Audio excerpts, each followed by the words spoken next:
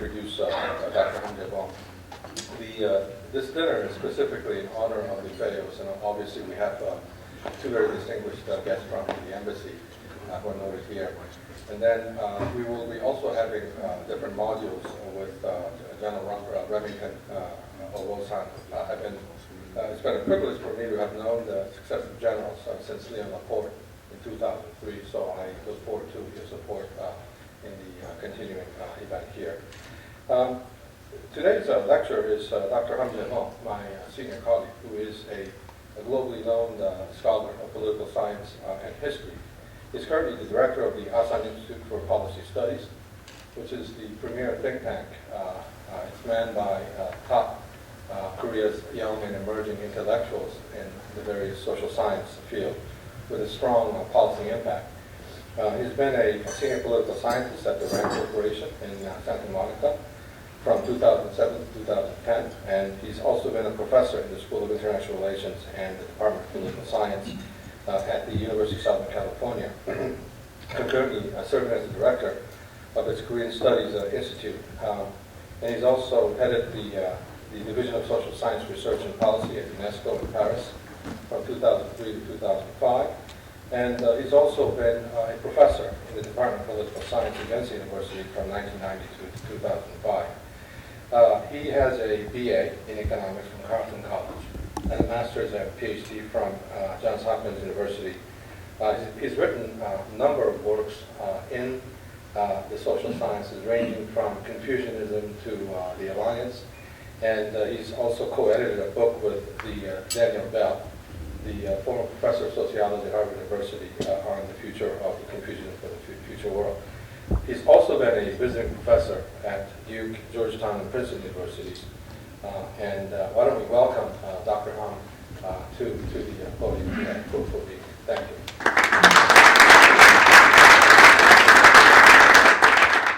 Thank you, Dr. Kim, for that kind introduction. President Kim Jong-un and distinguished guests, thank you for inviting me to this occasion. The topic I chose for today, or at least was partly given to me today, is Sino-North Korea relations. And of course, there are many different ways in which we can tackle this topic. But the one that I chose is to take a historical look at how this very complex relationship has evolved and what that implies for the current Sino-North Korea relations. As you will see, as I'll try to show you today, it's a very complex relationship, psychologically and otherwise. It's a very involved relationship. And I think trying to understand the historical origins and background of it will actually give us some purchase on the current state, what North Koreans are thinking when they think of China, and vice versa. We hear so much about, on the one hand, how close, of course, the relationship is becoming, but then we also hear a lot about how North Koreans just can't stand Chinese, and how the Chinese basically return the favor when it comes to North Korea. So there are many facets, obviously many facets to this bilateral issue. And I think the best way to try to untangle it is to look at the historical background of that.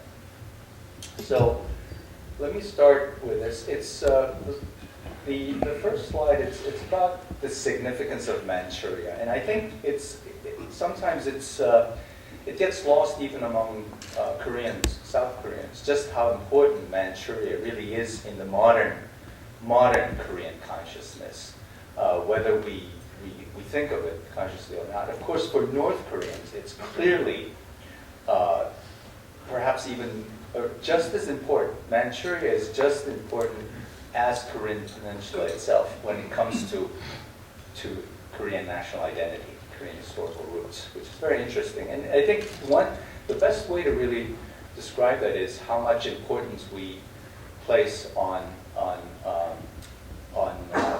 the whole Goguryeo period, but also even if we go trace back even further to the founding mythology of the Korean nation involving Tangun. You have to remember that the spatial area in which Tangun and also the Goguryeo people was the stage for Tangun as well as Goguryeo people is what is now northern Korea and also Manchuria. And so if you follow this particular way of looking at Korean history, it's a very northern-centric history in which Pyongyang figures as the center of Korean civilization. In fact, Pyongyang is the place where Tangun's father descended from heaven in order to meet the bear woman and who bore the first Korean, who was Tangun. You can see how important northern Korea and Manchuria really becomes. And in fact, of course, the whole Korean nationalist historiography, which centers itself in Pyongyang and northern Korea and Manchuria, was a discourse that was articulated during the early 20th century, when Korea itself was, Joseon Dynasty fell, and then Koreans were searching for a new identity. And of course, the nationalist discourse caught on, just like it does almost everywhere, when the ancient Asan regime falls. And so Manchuria then becomes really the stage, not only in the mythology, but physically, because of the Japanese control of the peninsula, all those who hope to continue their struggle for independence, they have to leave the peninsula. And of course, we know some of them went to Los Angeles, San Francisco, Hawaii, some went to Soviet Union, but also many went to Manchuria. So Manchuria, for the modern Korean nationalist discourse, really does become the heartland of Korean birthplace almost of modern Korean nationalist conscience. So I don't want to belabor the point, but Manchuria is a very important physical place as far as modern Korean nationalism and consciousness is concerned. So in the 1920s, ever since the Japanese occupation or formal annexation of Korea in 1910, of course, but even before then, we have many people fleeing for both political and economic reasons to Manchuria and settling there.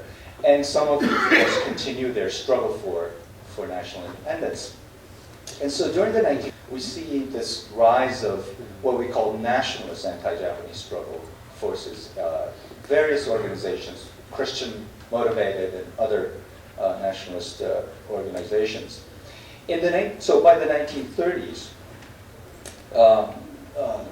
there are various figures, but for instance, they say there were about 120,000 inhabitants in Manchuria at the time, along the North Korea, what is now North Korea-China border, and more than 3/4 of the population were actually ethnic Koreans. This was a very sparsely populated area as far as the Chinese were concerned, because if you remember, for the Qing dynasty, Manchuria was the birthplace of their dynasty. So basically, all throughout the Qing dynasty, Manchuria was off limits to the Chinese, except for the royal family, the imperial family. And that was their hunting ground. That's where they sent their crown princes, imperial princes, to groom and their tradition, etc., etc. So for various reasons, this was a no man's land. And then, of course, the Koreans started to immigrate across the Yalu and Tumen River and start settling in Manchuria. So it's understandable why, at the early stages of settlement of Manchuria, a vast majority of the population were ethnic Koreans. Now, in 1931, we see of course, we know of the Manchurian incident, and the Japanese start to move into China, Manchuria, and then we see the beginning of the beginning of the shift, as well as the shift from a more what we call traditionally nationalist anti-Japanese struggle to a much more leftist or communist-inspired struggles begin to take place in 1931. And many of the Koreans in the area are converted to communism. And the appeal of communism, if I may just digress one more time with this slide, is that when the Bolshevik Revolution succeeded in 1917, and the Comintern, they started to set up the Comintern, and Bolsheviks started their outreach program. They contacted Koreans struggling in Manchuria. And from a Korean nationalist perspective, this is a godsend, because these people were saying that, because Marxism, communism was, well, it was anti-imperialism, and Koreans were suffering from imperialism, and it was anti-capitalism, and Japanese empire was capitalist, right? So it was anti-Japanese and anti-imperialist, and they're all promising we'll support your national struggle. Then, hey, why not? Not only that, Lenin actually supplied Korean nationalists. He actually invited over Korean nationalists and provided them in 1918 with a fund of tidy sum of 300,000 rubles, which then became the source for a lot of things, including the founding of the Korean Provisional Government in 1919, right after the March 1st movement. So again, there's a huge, you can understand the appeal of communist ideology, Marxist ideology, for Korean nationalists struggling in Manchuria at the time. Of course, with the Paris Peace Treaty, Koreans tried to appeal to the traditional powers, all of whom basically shunned the Koreans and said, well, Japanese will take care of you guys. Don't complain.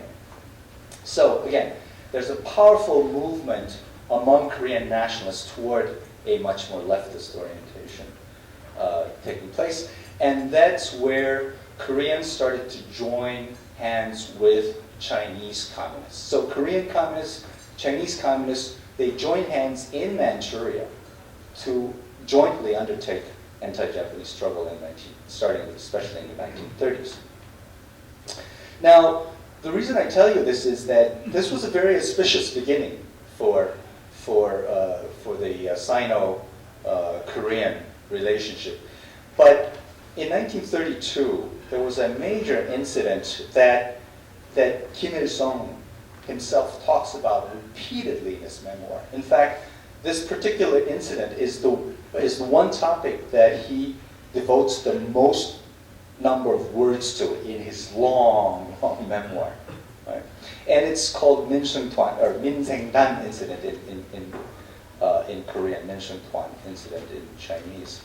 Now, what happens is that basically in 1932, the Chinese Communist Party belatedly discovers the importance of Manchuria and says, we want to organize this anti-Japanese struggle in Manchuria as well, and they find that already in existence quite a large number of various groups with a mixture of both Chinese and Koreans fighting, carrying on these small scale, albeit small scale, but armed uprising against the Japanese.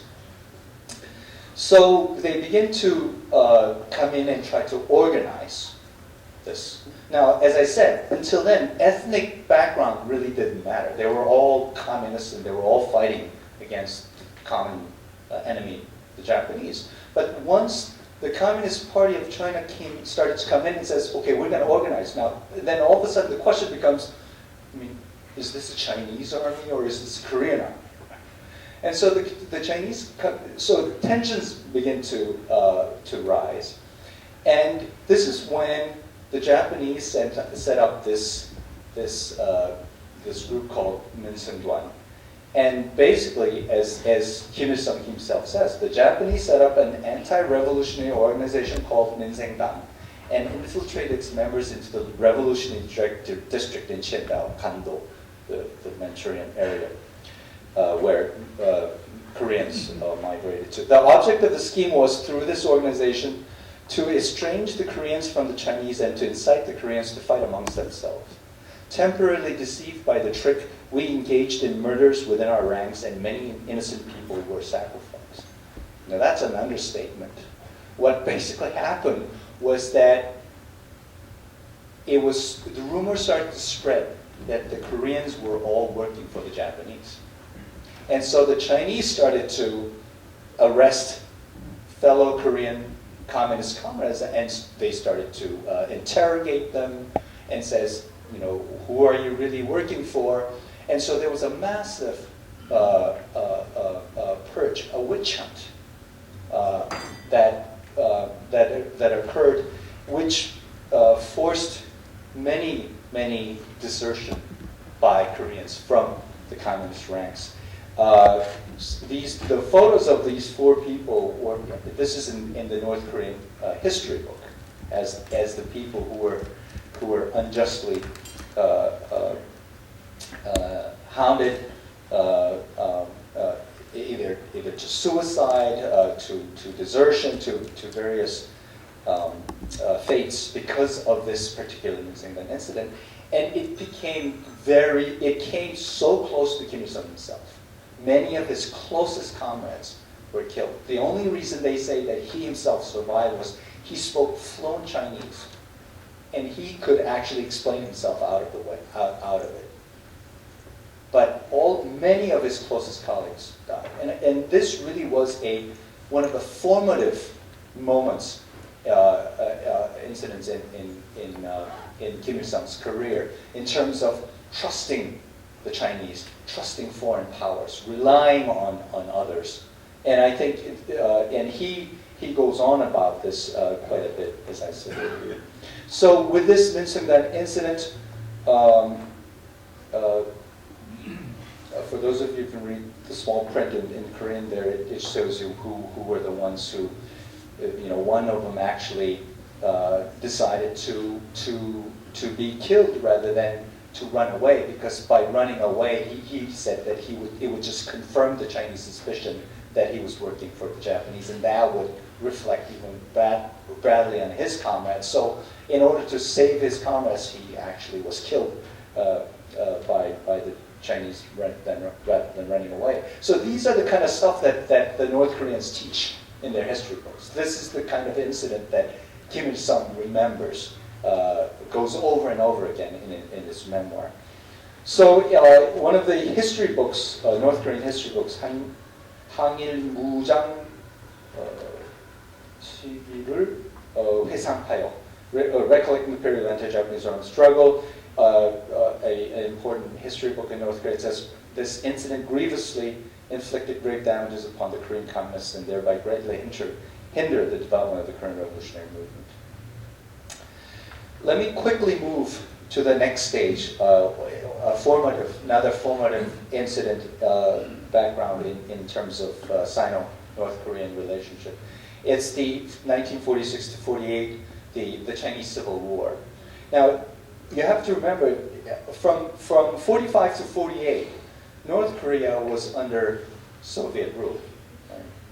So that North Korea was unable to openly aid the Chinese the Communist Party in the Chinese Civil War, because you know that the Kuomintang government was actually quite close to Stalin, right? With the Soviets, right? So the Soviets were not very clear for a very long time whether they were on the side of Mao or whether they were on the side of Chiang Kai-shek. And so, being under Soviet rule, North Koreans, including Kim Il-sung himself, who had fought alongside the Chinese, could not openly aid China, but they tried. Now, in 1948, the Democratic People's Republic of Korea becomes independent. And this is a year before People's Republic of China is established, right? So North Korea is first established before the Chinese government, Communist government. And so they started now formally aiding Chinese efforts. And in fact, if you read some records, it actually shows that the North Korean aid played some very crucial role in the ultimate victory of the communists, especially in Manchuria, because when the Japanese, for instance, divided, basically cut Manchuria, the Chinese Communist forces in Manchuria into half, what they did was the Chinese forces came across the Yalu River and moved along North Korean territory and then went back up the Tumen River area behind the Chinese. And so they were able to continue the supply line as well as for resupplying rest, et cetera, and they actually have figures as to how many shoes the North Koreans supplied the Chinese communists, et cetera. So during that war, North Korean government actively supported CCP. Now, of course, 1 year later, the Korean War breaks out, right? And then by October, of course, the Chinese volunteer forces, quote unquote, intervene. Now, Peng Duhai comes in and takes over command of the Korean Chinese forces, and of course, North Korean forces by this time had almost completely collapsed. Right? And so Peng Duhai comes in and basically scolds Kim Il-sung for being a third-rate commander, and he takes over. So Peng Duhai is the one who conducts the war from then on, and Kim Il-sung is completely sidelined. Now, the interesting thing is, of course, is Kim Il-sung spends his time wisely. He devotes himself to reconstructing the North Korean Workers' Party, which by this time had almost completely been destroyed. He places the blame for the failure of the war squarely on his rivals, including especially Park Hun-young, the leader of the South Korean Communist Party, who later then joins Kim's one of the most revered leaders among the Korean communists. And then, of course, by 1954, Park Hun-young himself is purged. We don't know of his fate, but basically the idea is that Kim Il-sung pins the blame on him by saying that it was Park Hun-young who told me that all we had to do was invade, and the South Korean populace, who were so struggling under the American imperialist running dog government, was so angry that they would rise up and welcome the invading North Korean forces, and that would be the end of the war. Of course, things turned out quite differently. So Kim Il-sung then later on purged Park Hun-young for misconduct of the war. He himself escaped the blame, at least in the eyes of North Koreans. After the Korean War, the Chinese forces, although in terms of actual financial aid, in terms of material, in terms of heavy equipment, etc., it's the Soviets who supplied North Korea. But in terms of the manpower, the Chinese stayed on, and they actively helped. And they still have all these photos of the communist force, Chinese helping the North Koreans reconstruct. And they stay until 1958, and 17 divisions actually remain until 1958, when they all pull out from the war, from North Korea. So you see the North Koreans cheering the departing Chinese forces. Now things become very, very complicated again. In 1956, as you know, in a secret session of the 20th Congress of the Communist Party of the Soviet Union, Khrushchev delivers his secret speech denouncing Stalin. The word starts to get out. Kim Il-sung, who styled himself after Stalin, who worshipped Stalin as hero, is stunned by what is taking place. In June to July of 1956, there is the first, what is usually referred to as the first and last ever quote-unquote coup attempt against Kim Il-sung. What happens is that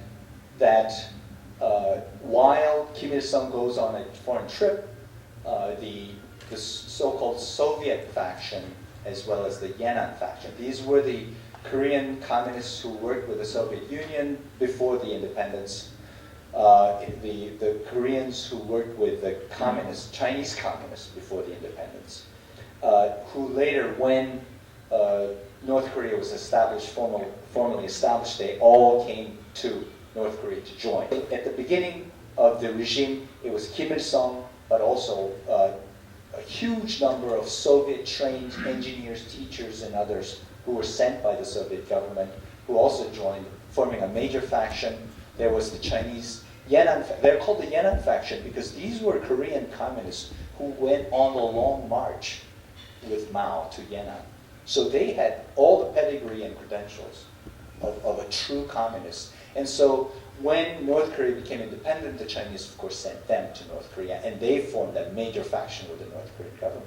So all of these people, different factions, were there. And so when Khrushchev started denouncing Stalin, then they thought that this was an opportunity for them to bring down Kim Il-sung as well. Kim Il-sung quickly returned in August, and there's a dramatic scene, confrontation at the Communist Party Congress, where people confront Kim Il-sung and thinking that he would all be supported by others. Doesn't happen. Kim Il-sung had already engineered so that his denunciation of Kim Il-sung falls on deaf ear, of course, and he's arrested. And Kim Il-sung purges the Soviet faction, uses that opportunity to purge both the Soviet and the Yan'an faction. Now the thing is, in September, Yan'an faction didn't go quietly. They said, wait a minute, they called Beijing and said, look, we're being purged. So Peng Dehuai, remember, who's the hero of the Korean War, he's the one who saved Kim Il-sung. He comes to Pyongyang and says, wait a minute, you can't do that. These are people that we send. You can't just purge them. So for the first and last time, Kim Il-sung is forced to apologize. He's completely humiliated. And he reverses the purges. Right? And he brings back people that he had purged. Reinstates them. But as the fate would have it, right? Next month, there's a Hungarian Revolution. And the Soviet Union and everybody, they're all scared. They are so scared that this would spread. We see how these viruses can spread very, very quickly, right? The communists were all scared, and they said, forget it. Kim Il-sung, he's fine. As long as he stays communist, we're okay. So all of these efforts to try to perhaps unseat him or challenge him are nullified. And Kim Il-sung is invited to Beijing, and Peng Dehuai actually apologizes to Kim Il-sung. He says, okay, let's bygones be bygones. We're not going to touch you anymore. So Kim Il-sung is saved by the skin of the teeth. He comes back from 1956 to 1960. There is a massive and bloody purge of all the Yan'an faction and all the Soviet faction. So more than 1,000 Yan'an faction members flee to China. Almost all the Soviet faction people, they all go back to Soviet Union. And the only faction that's left in North Korea is Kim Il-sung's own faction, which is basically 150 members of his so-called little guerrilla band that had stayed together with him all throughout his most difficult years, through the March of Hardship, which the term that then they use again during this period of famine in the mid-1990s. So after this, from 1960 to 1964, you have a honeymoon period in Sino-DPRK relationship. This is because Kim Il-sung sides with Mao in the Sino-Soviet split against Khrushchev. He says, Khrushchev is revisionist, I stick with Mao. In 1964, just to give you a sense of how quickly things change, and how quickly Kim Il-sung actually had to adapt to the changing situation. This was not a long period of stable support by Soviet Union and Communist China for North Korean regime. He really had to maneuver himself through very, very difficult times. Fall of Khrushchev in 1964. China refuses to aid North Korea in the Vietnam War. Now, this is really important for North Korea because they were saying that, look, Vietnam is just like us. Look, if Vietnam is fighting the Americans and Chinese are not going to help, what does it mean? If there's another Korean War, does it mean that the Chinese aren't going to help us either?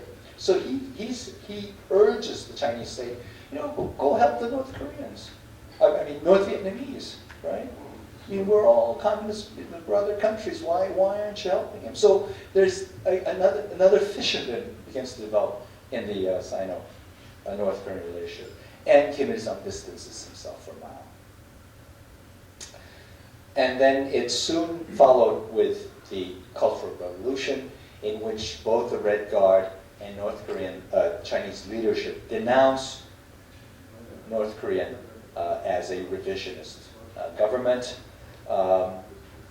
In the closest that, well, one of the very few openly public North Korean challenge or denunciation of China comes in the editorial of the Workers' Daily of August 12, 1966, where they actually accuse China of doubts. It's tit for tat. Red Guards attack us, we attack you. We're revisionists, you're doubters. And so once you see the split in the Sino-North Korean relations, of course, then North Korea immediately moves closer to the Soviet Union. And in the meantime, North Korea recalls its ambassador from Beijing, and China recalls its ambassador from Pyongyang, and the relationship really deteriorates. Then we see the visit of. Then we move immediately into 1970s. We see the President Nixon's visit to China. I mean, of course, this was a shocker for everybody, but it was clearly a shocker for North Korea too, right? And for South Korea. And so one of the things that one of my theory is that the July 4th, 1972 North-South Korea joint statement, right? The background for this was North Koreans thinking Chinese are not going to back us up. South Koreans are thinking U.S. is not going to back us up. We got to do something. We got to make up or something, right? So that's why I think one of the reasons that makes this thing possible, that both Koreas feel very, very insecure and very threatened. And then one of the ways in which Kim Il-sung tries to secure his standing or secure North Korea's standing in the international society is, of course, by courting the non-aligned movement. Not only that, he established, from 1973 to 1974, he establishes diplomatic relations with Sweden, Finland, Norway, Denmark, Iceland, Austria, Switzerland, Portugal. He advertises himself in New York Times. I remember this, actually seeing ad after ad. This was during the Koreagate scandal, and U.S.-South Korean relationship was at its lowest. Reverend Moon was going crazy about this and that, and then Kim Il-sung was advertising himself everywhere in New York Times and Washington Post, which was daily carrying all these reports of how South Korean government was, anti-human rights and exploiting the workers, etc., etc. So this was a very strange time, and Kim Il-sung was actually coming out looking very, very wise and global, and he really did become a leader of the non-aligned movement, Bandung Conference. North Korea had far more diplomatic relations than South Korea during this time. This is also when, of course, he went out and got foreign aid, which he never paid back. So this was the beginning of his bad credit history. But still, this was the background. Now, then China Starting in the late 70s, of course, China goes on yet another revolutionary change. Deng Xiaoping comes in, and it's really ironic. You see this photo of Deng Xiaoping and Kim Jong-il. Deng Xiaoping was what? In his late 70s or early 80s at the time. This guy was in his 40s. Now, but their vision, the direction in which they took their respective government is so opposite of what you would expect from an elderly person and a younger person, because this elderly gentleman took China on this adventure of opening and reform. Kim Jong-il closed the system down even more than his father could ever imagine. Because it was Kim Jong-il who actually took this whole idea of Kim Il-sung-ism, Juche-ism. Right? I think for Kim Il-sung, Juche really meant, I shouldn't rely too much on the Chinese, given his experience. I shouldn't rely too much on the Soviet Union. But to take that and to turn it into this philosophy of isolationism and self-referential, solipsistic philosophy was the work of Kim Jong-il.